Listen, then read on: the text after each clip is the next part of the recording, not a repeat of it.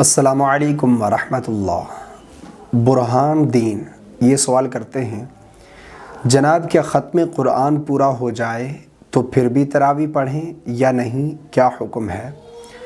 بھائی نے ایک بہت اچھا سوال پوچھا ہے۔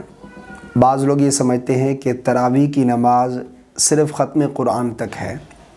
دیکھیں، تراویح کی نماز پڑھنا یہ سنت مؤکدہ ہے، بغیر کسی شرعی عذر کے اس کو چھوڑنا، ہاں یہ ایک الگ بات ہے کہ ایک آدھ مرتبہ چھوڑ دی یا کوئی شرعی عذر تھا اس وجہ سے چھوڑ دی، لیکن بغیر کسی شرعی عذر کے چھوڑ دینا، اس کو ترک کرنا، ہمیشہ عادت بنا لینا، یہ گناہ سے خالی نہیں ہے۔ ایسا شخص پھر گناہگار ہوگا جس نے بغیر کسی شرعی عذر کے اس کو ترک کرنے کی عادت بنا لی۔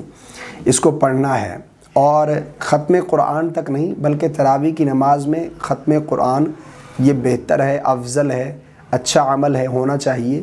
لیکن اگر ختم قرآن ہو بھی جائے تو اس کے بعد بھی آپ تراویح کی نماز پڑھیں گے، پورا رمضان تراویح کی نماز ہم پڑھیں گے، صرف ختم قرآن تک نہیں۔